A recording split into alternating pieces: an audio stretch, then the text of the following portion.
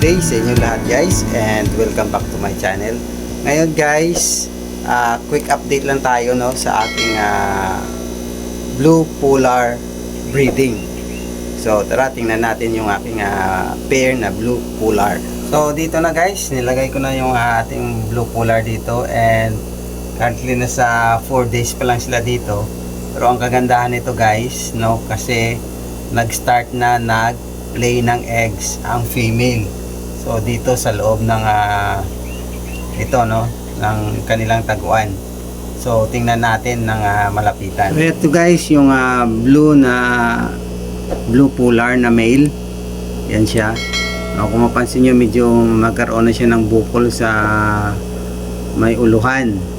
Ayan ang lalapad ng fins niya. And binabantayan niya yung eggs. Ayan, medyo ano siya ngayon, no, aggressive siya kasi binabantayan niya yung eggs. Ayan, aggressive siya sa mga angelfish na binabantayan niya. Pag ganitong stage ng itlog yung female, no, binabantayan talaga yan na ng male ang eggs, no, na walang may makalapit. And napaka-aggressive during this time ng male. Kapag may nakita siya na mga ibang isda na lalapit dyan, talagang aawayin niya yan, no, or papatayin niya. So during this time, no, kaya mas maganda pag nag-breed ka ng blue polar, ihiwalay mo talaga sila sa separate na tank, na sila lang talaga ng male tsaka female. Kasi pag may halo, no, or sa community tank siya ng itlog, mayroong tendency na patayin yung ibang isda doon sa community tank. So ayan, tingnan natin yung eggs. Ayan, medyo malabo yung linisan mo natin. So ayan guys, so yung mga eggs, daming mga eggs. Ayan, binabantayan talaga ng male. So yung male, ayan, fanning tawag dyan, no? Pinafan niya yung mga eggs.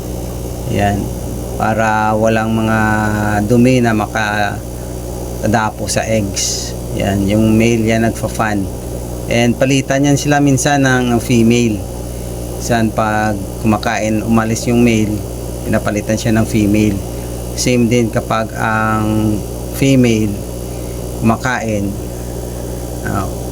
pinapalitan din siya ng male. So salitan yan sila dalawa. Pinabantayan talaga nila yan yung eggs.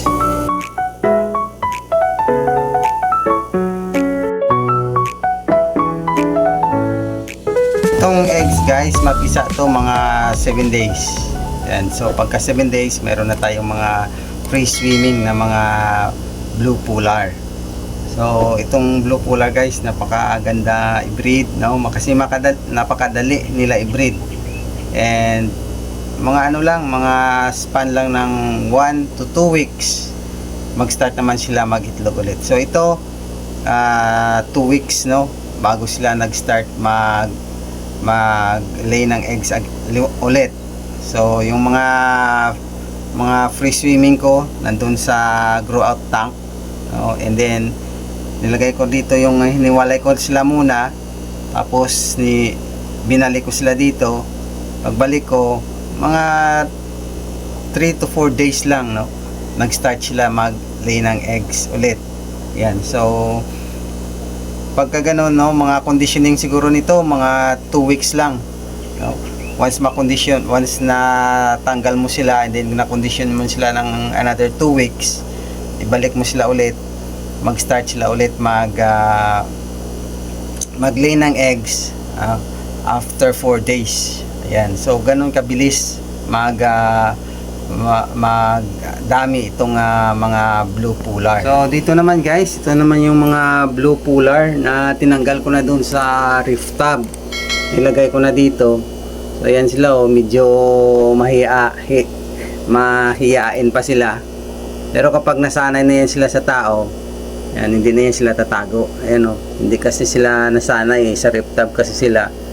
Then ngayon dito, yan, medyo tumatago sila. Yan sila, hindi pa sanay sa tao. Pero mga yan siguro, mga 1 month sanay na yan, hindi na yan sila magtago. So ayan guys, just keep on tuning, no, para masubaybayan nyo yung paglaki, pagpisa nitong mga aking blue polar.